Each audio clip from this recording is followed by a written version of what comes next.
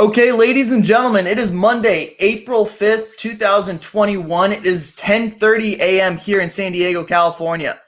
I am stoked to have on this very good-looking gentleman in front of me right here, Randy the Zohan Costa. Thank you so much for the time, brother. Really, really appreciate it.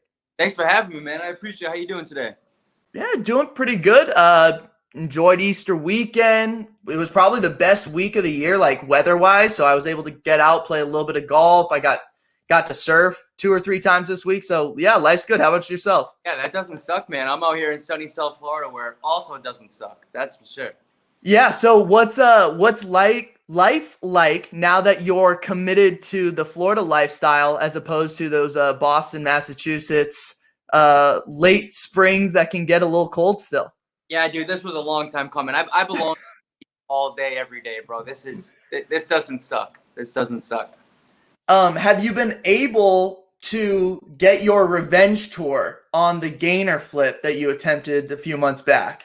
That wasn't just a few months back. That was a little while ago. But no, man, I'll do it again if I have to, as long as someone's recording it. But how high was that jump?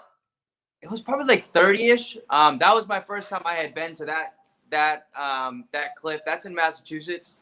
That was the first time I've ever tried a gainer. That was the first time I jumped off that cliff. I used to go do a lot of like cliff jumping when I was younger. And someone showed me that spot. I was like, sure, fuck it, yeah, let's try. And I was the first one to jump, and I tried to do a flip, and it definitely didn't go my way.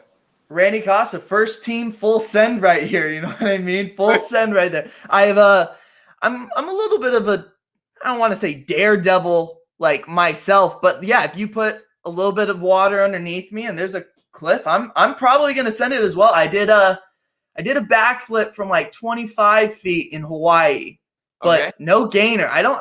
Dude, the gainer, it's a different like game right there. I don't know. The gainer spooks me a little bit.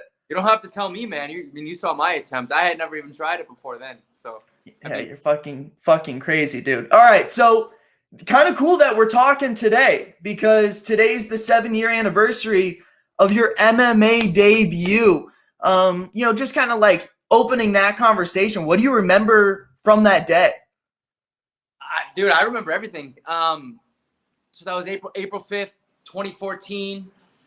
I had been training with Lozon for probably about a year at that point. I was 19. But I had been training for a long time leading into that. I remember it was the week before the fight, and I had wrestled in high school and all that stuff, and it was the week before the fight, and my mom asked me if I had that wrestling match this weekend. I was like, well, fuck, if you think I have a wrestling match this weekend, you have something else coming to you. But yeah, dude, that rush was the craziest thing I had ever felt. It was just fucking bananas. There's no other way to describe it. Feeling it now is way different than feeling it then. It's your first time. I'd never even been in a street fight, bro. I've never punched anybody. Nobody's ever hit me. I've never pushed anybody. I've never had like real where I'm trying to hurt somebody. Football is a little bit different, but like in a real combat environment. It was cool, dude. I learned a lot about myself that night. That was a lot of fun.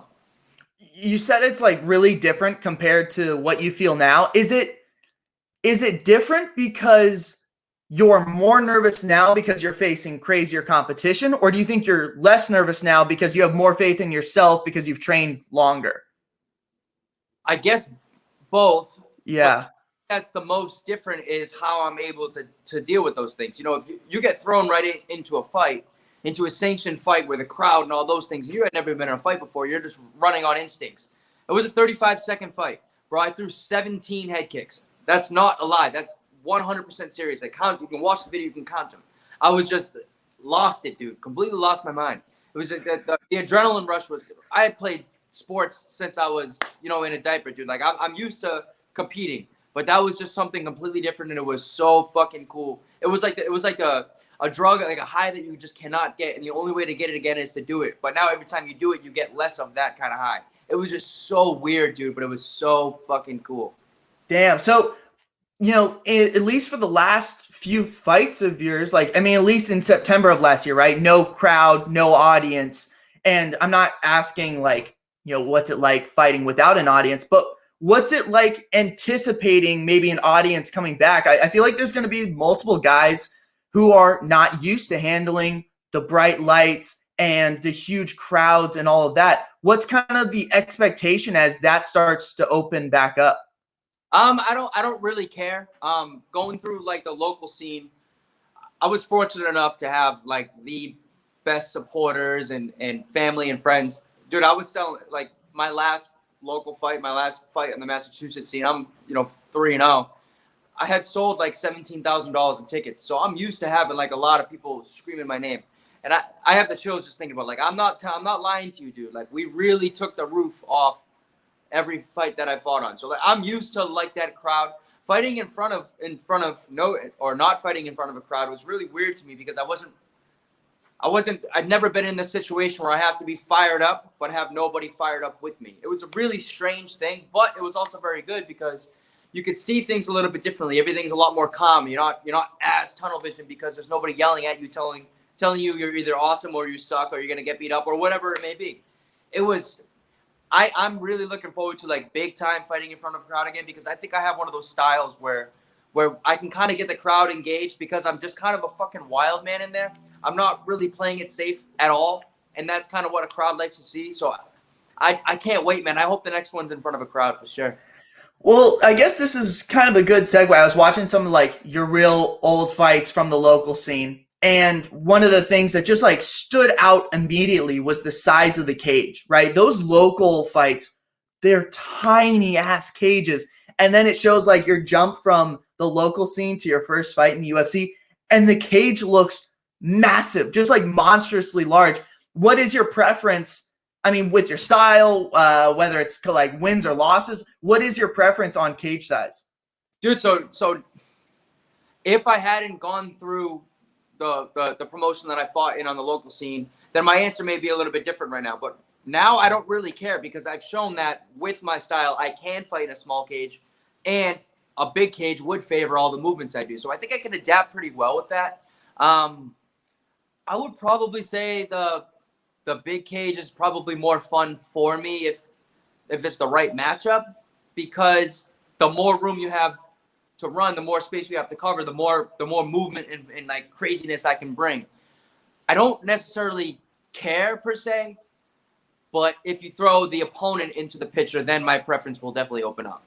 Do you think if like you were a 185er, the preference would change? 1,000%. 1,000%. I'm a lot smaller. If I was fucking 6'2" and Yeah. 200 pounds, it's a lot different than 5'8" and 135 pounds.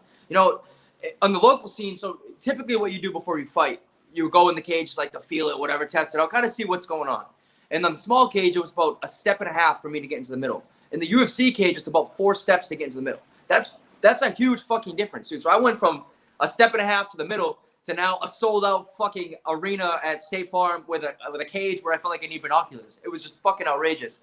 I do like the big cage, especially if you're fighting, someone that's gonna fucking try to just like hug you and get close to you. If you're fighting someone that's trying to do that in a small cage, obviously you can kind of see where the issue will lie. You talked about your football days, from back when you were younger or whatever. You just said you played a lot of sports. Who's your NFL player comparison? My player comparison? Yeah. Like if like when guys are getting drafted, they're like, oh, he's kind of like he's a mix between Troy Polamalu and blah blah blah. Like, who's your NFL player comparison? How I played? Fuck. I really liked Champ Bailey when I was growing up. I was kind of a oh my God. I like Brady, obviously. When I played football, there's some harsh realities that you have to face in football. I'm a short, non-jacked white guy. I probably don't have much success in football. However, I was able to get by with a lot of athleticism. I wasn't the strongest guy. I was never the guy to put my head in any of the tackles or anything like that. But I could fucking run because I didn't want to get touched because those guys hit fucking hard. I don't know. Are there any other pussies in the NFL? If so, then I guess. That's hilarious. Oh my goodness. That's self-awareness 101 right there, by the way. Like, get into a sport where everyone's the same size. I like that. I probably should have done that earlier. Yeah, being realistic. Man, there's some harsh realities out there that I'm glad I faced. So, I mean, I can watch the introduction when you fought at the TD Garden 1,000 times. Like, dude, that shit fires me up. Like, I think it all is set up by the boos from the opponent first, right? When a guy's fighting in his hometown, it's not even as much like, of course, it's about the roar of the crowd when your name is called, but I also like that they fucking hate the guy standing across the cage from you. So when you think about that moment and like you're now years removed from it, how badly do you just want to get back to Boston and fight again? Dude, that's a feeling that, like, I have the chills. Like, there aren't any words. I mean, the whole fucking thing. I went out there my pro debut and I lost, right? Or my UFC debut and I lost. I got choked out at Atlanta. And then I get to go back and I get a call and be gifted the opportunity to fight in my hometown. How many people get to ever compete in their hometown arena? Let alone so early in their career. I had 5 fights. That's just outrageous. And I was fighting on the same card as, my mentor, Joe Lozon. I got to open up the night for him.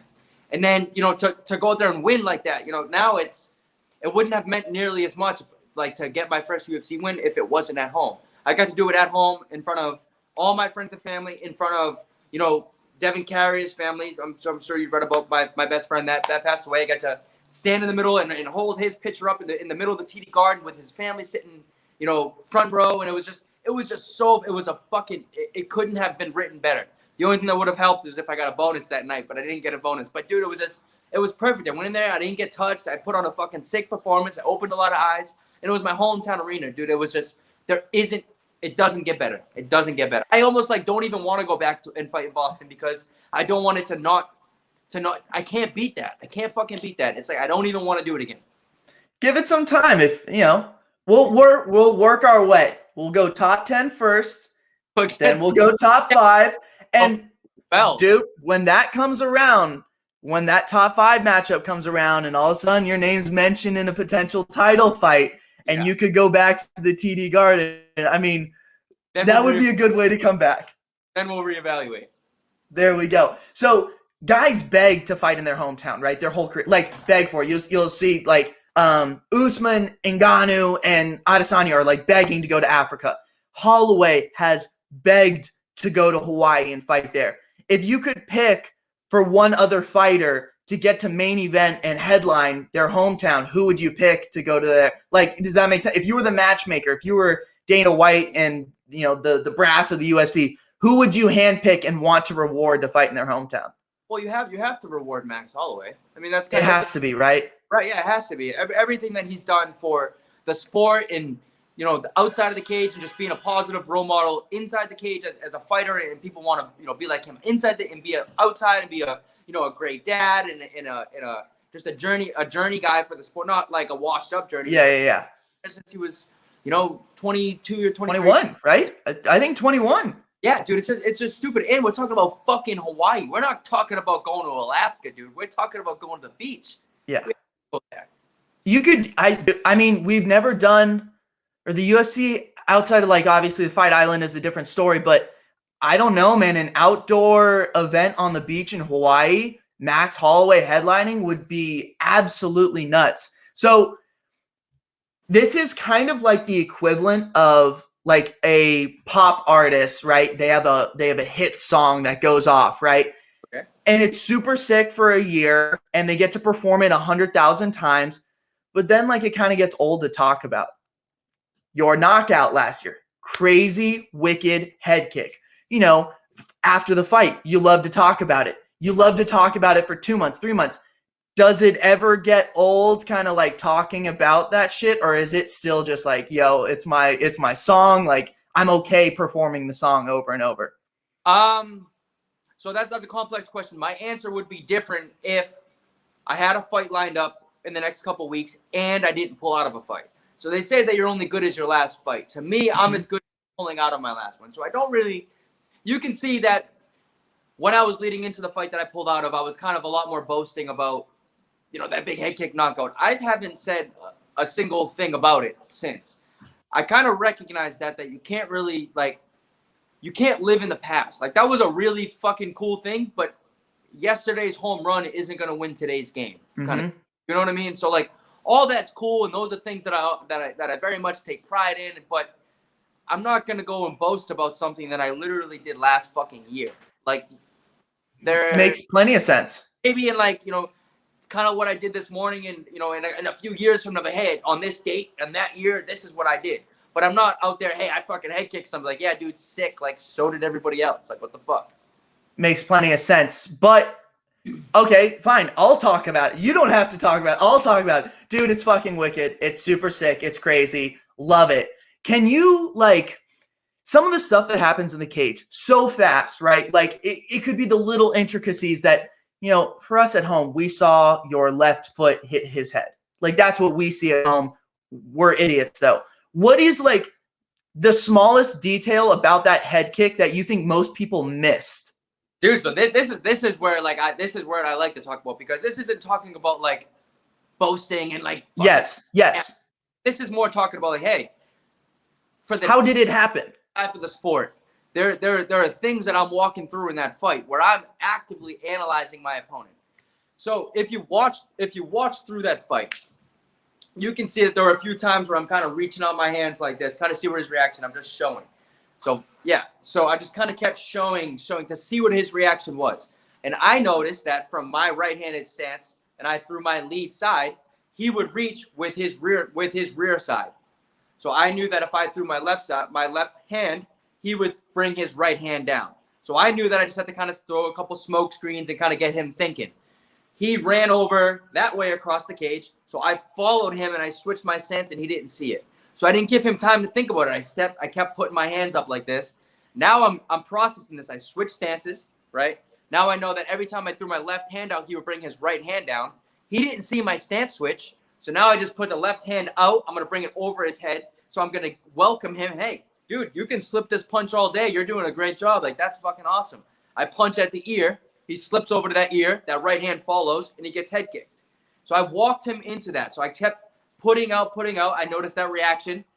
He ran away, looked at me in my eyes. I swapped my stance. He didn't see it because I kept putting my hands up. I punched him on that far side ear, giving him only one option or two options, either get hit with the punch or slip into the head kick side. Either way, he was going to get hit with something, and I didn't give him an option for that. For the naked eye, it just looked like he's kind of just fucking doing this bullshit with his hand, and he threw up a funky kick. That was the second head kick of that second knockout from that exact same setup that I've used in my professional career. Okay, so this might be a really stupid question. I'm just like unsure. So you're standing regular, right? Like, and before you switch stances, right? Yep. And you said that he was dropping when you threw the left hand, his right hand would drop. Yes. But you said right as you did that, you switched stances, correct? To southpaw. Do your shoulders stay square the whole time? Because I feel like if you were like closed off and then to go this way, he would notice if you were to switch. So what did you do to like hide the top half of your body? So since I'm switching, I'm still moving my arms like this. So you don't really have a read. Oh. And you can't look at my hips, because if you look at my hips, a punch will come through. So the rule of thumb when you're facing somebody is you look at them right in their chest, because their head's going to tell lies and their shoulders typically don't tell lies. Because where shoulders have to rotate, that means that you can't rotate your right shoulder forward and throw your left hand. That's impossible. Yeah. He was watching my shoulders, but I kept throwing things out. And I made a subtle switch of my stance, my hips, that he didn't see because he saw the smoke screens upstairs.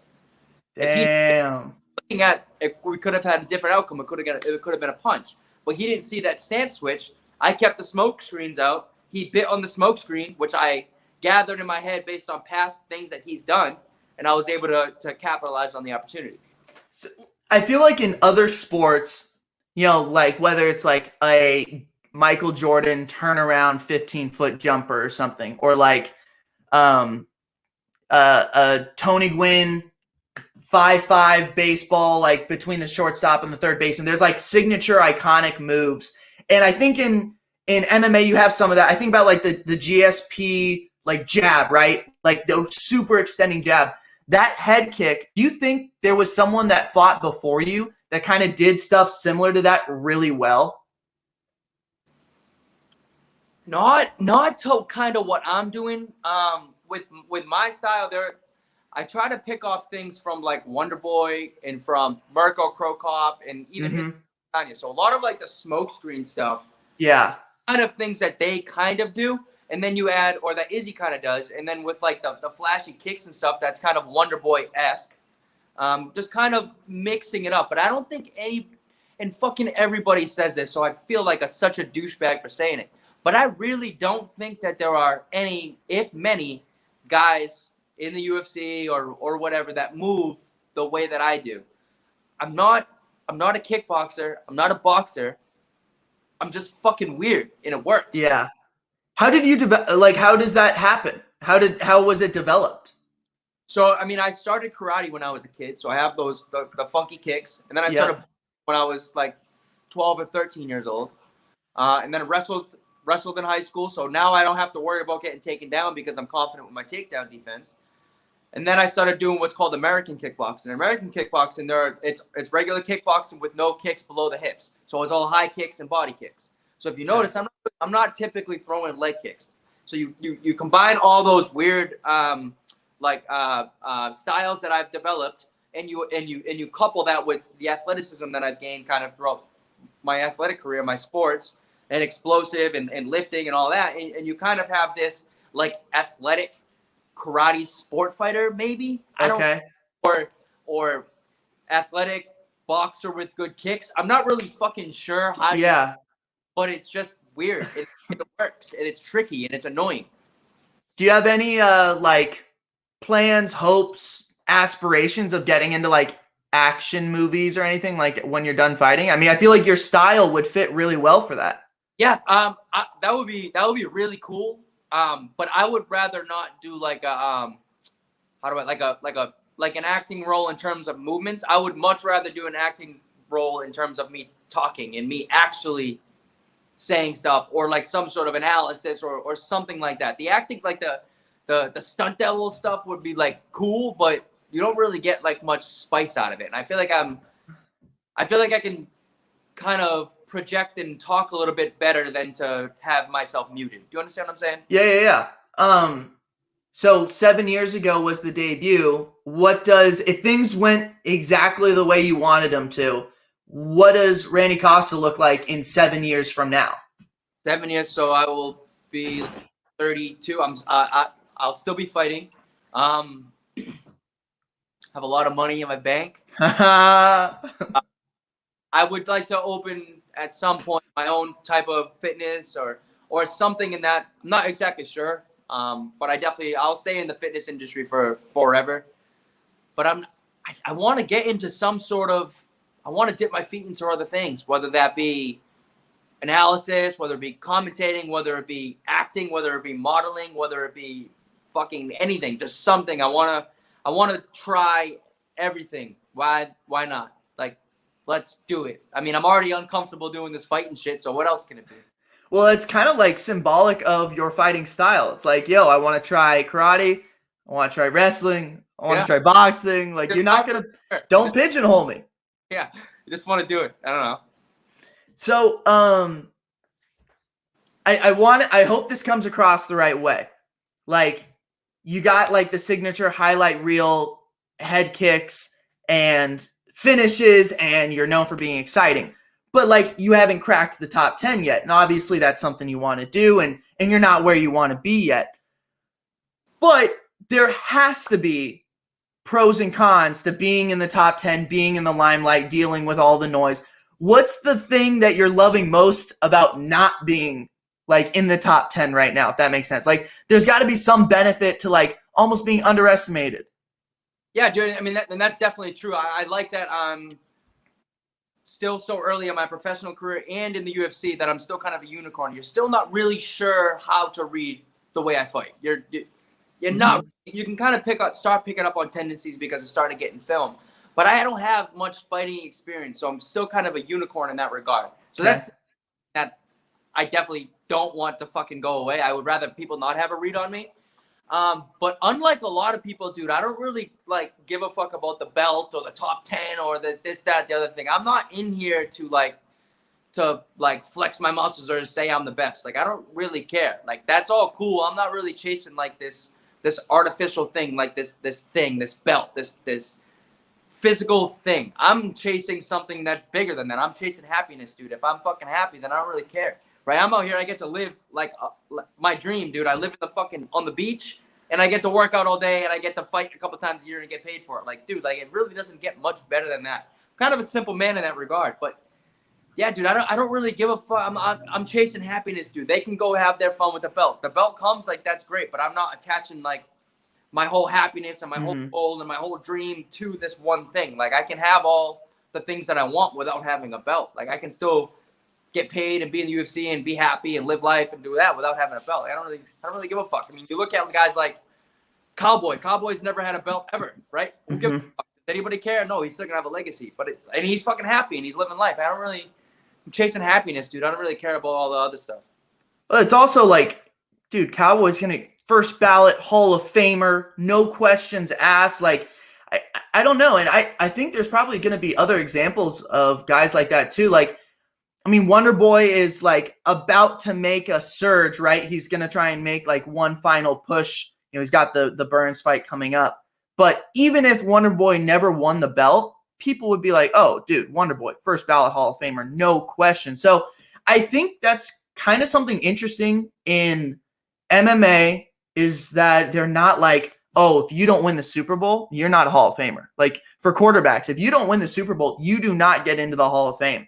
And I feel like MMA is a little bit different that way because it's just the entertainment dynamic. Like if you're exciting, people respect it, which is pretty fucking dope. 100%. I mean, my mentor in the sport, my head coach, my manager, my friend, he's like a brother to me, is Joe Lozon. I mean, Joe's one of those guys where, I mean, he got to a point where when he fought Pettis in Japan, if he had won that fight, he would probably be in line for a title.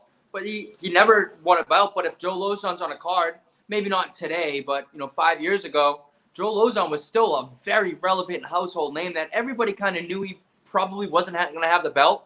But we still know that he's going to put on fucking awesome fights. He's an awesome dude, great guy in the cage, great guy out of the cage, family man, this, that, like all those bells and whistles are like great. But if you don't have your own happiness and dude, like he's not hurting for $50, so what's he need the belt for? Okay. Tough question here. Fuck, marry, kill. Reese's Peanut Butter Cups, Reese's Pieces, and Reese's Puff cereal. Oh, dude, easy as fuck. The one of them's easy, but I'm curious about the other two. I would kill the Pieces. I would marry the regular Reese's, and I would fuck the cereal because the cereal is just a one-time thing. See you later. Got what I needed later. Wow. Yeah, no fucking brainer, bro. So this is super random, and I almost don't think you're going to believe me, but the movie Don't Mess with the Zohan, the guy that it's based off of, he was a dad at the high school I went to. Really? Yes. He lives in my neighborhood, real person, like cuts my homie's hair for free because like my homie used to help out his sons with basketball. Hold the fuck up. Yes. This is based on a true story? Dude, he cuts hair now. I'm not kidding right now. What do they call him? Is he actually Zohan? No, I don't think his name's Zohan. Okay. The last name I think is like Arbib. I think it's Arbib. The Scrappy Coco? Scrappy? No, so dead serious. I believe that is. Would you ever consider a rebranding to the nickname the Candyman? No. Okay. No. Okay. The thing is that I have a lot more things alike with that movie than I do the Candyman. And the Candyman is kind of like another like tacky thing where you can kind of throw it against the wall and anybody can pick that name up. But I don't know. But like Zohan, who the fuck else has the name Zohan? That movie is fucking ridiculous. It's not even a good movie. It's a stupid movie. It's so bad. It's so bad, but like nobody else, people aren't running after it to have that as their nickname. But like the Candyman, I feel like you can kind of not anybody, but a lot more people can pick up Candyman than they can pick up Zohan. Do people ever ask like, I don't know, maybe this is stupid, but like, do people ever ask like, yo, why is your nickname the Zohan? Like, do people ask that?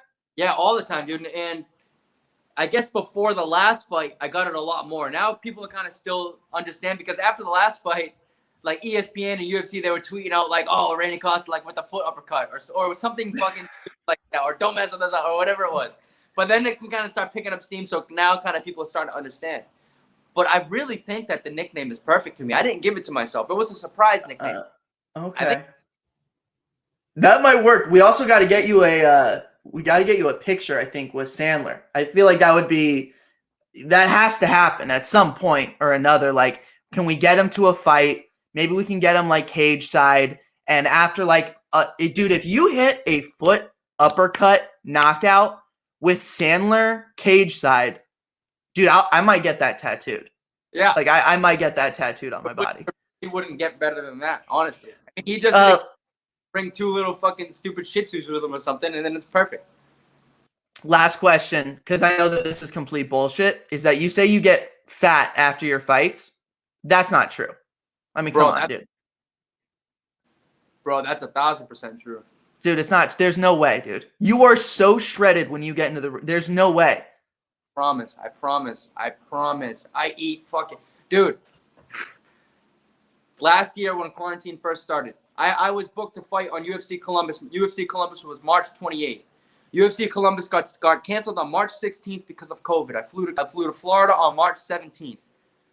By April 1st, so I was 46 pounds when the fight got canceled. April 4th or April 5th, I was 183.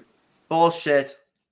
Bullshit, dude. I have pictures that, bro, I look like fucking Hey Arnold. My head just comes out here, bro. I'm not. What? Okay, so what is it? Is it the candy? Is it like the actual food? Is it like burritos or what is it? Candy. It's bad, bro. I love candy.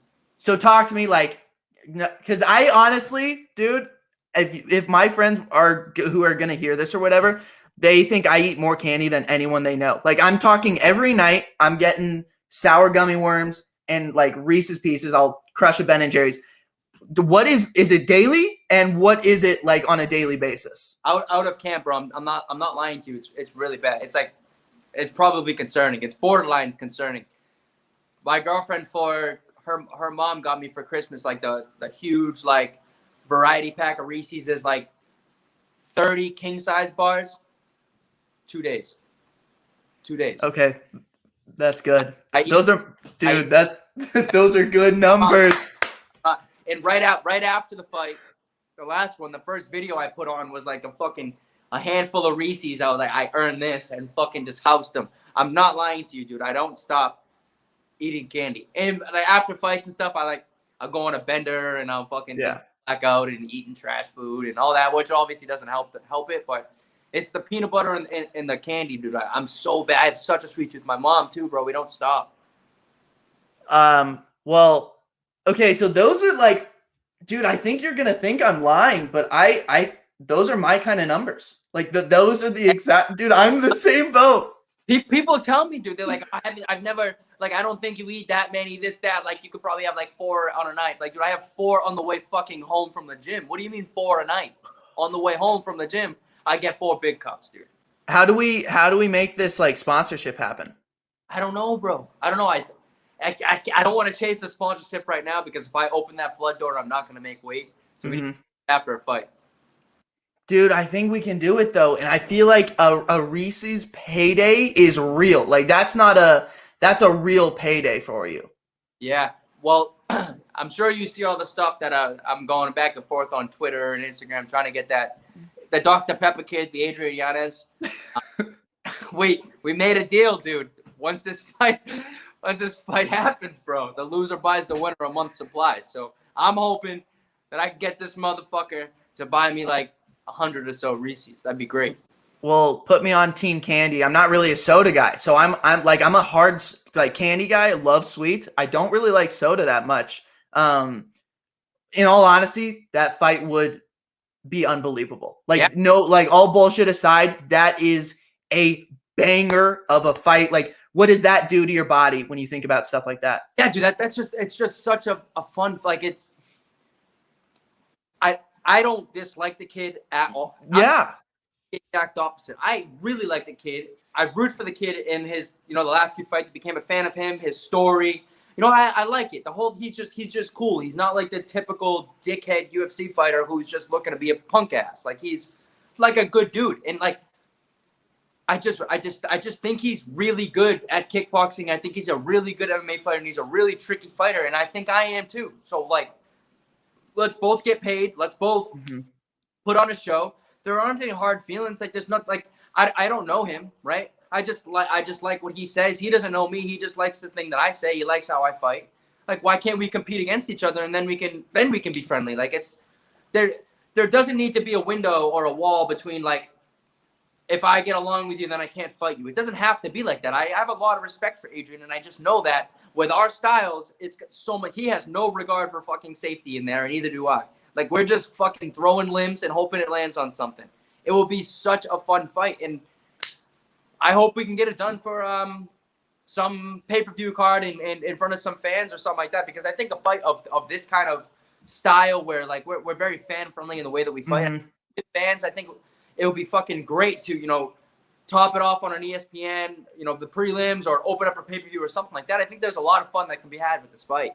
So is 262 out of, like, May 15th, is that out the window then? Or are you still hoping that that's the case? I'm definitely still hoping, but as a realist, I kind of recognize it's probably not going to happen. But I'm still going to try, because anything can happen. Right now, there are like 15 or so fights set up for that card, but we see time and time again right now during these times with COVID, things happen all the fucking time. All it takes is one person's anything to have any kind of negative test, whether they have it or not, and the fight gets pulled. So there's definitely still hope in the fact that he's from Houston or Texas or whatever the situation is. I'm sure there's a lot more pull with that. And we're getting more traction on Twitter and Instagram and all that stuff. There's definitely hope. I'm not closing the door yet, but I'm definitely not, putting all my ducks in a row that's where we're going. But I would imagine that maybe that card or a card shortly thereafter. I think there's another pay-per-view like June 12 or something like that. I'm looking it up real quick. I'm for whatever, dude. I would like it in front of fans. But I just think that's a fun fight. I think that's a very entertaining fight. I think the fight makes sense. We both have head kick knockouts. We both have right hand knockouts. I'm 2-1 in the UFC. He's 2-0 in the UFC. Unless the only reason why I can see why they wouldn't want to do it is they wouldn't want to like do like a prospect for first prospect thing where they kind of. That's exactly what I was just gonna say that. That's the only you're both like headed upward, and in theory, like if one of you like the realism is that one of you is probably gonna get hit pretty hard, right? Yeah. And I don't know if they want to stop either one of you on like your surge right now, because both of you guys have so much momentum. Would love to see it in Texas, because that would be sick. But I understand if it doesn't happen in time. But the guys are just trying to like stay ready, so you don't have to get ready. That would be a hell of a fight. I don't want to take. It's 37 minutes right now, so I've already taken up like 17 more minutes than I said I would. So, dude, I really appreciate the time. Would love, if you ever make it to Southern California, have Evan let me know, and like let's try and make something happen. Whether it's like a surf session out on the beach, like whatever it might be, let's try and make something happen, because you're good people. I'm super stoked to see the way you're headed right now, bro. Like, it's unbelievable. You're fan friendly, and you're fun, dude. So thanks for the time. I really do appreciate it. Yeah, dude, I appreciate having me on. And when I am in SoCal, I will 100% be hitting you up. And yeah, dude, I appreciate you having me on. Looking forward to it again, and looking forward to seeing the clips. God bless, brother. All right, dog. Take care. Enjoy the rest of your day. All right, bro. See you later.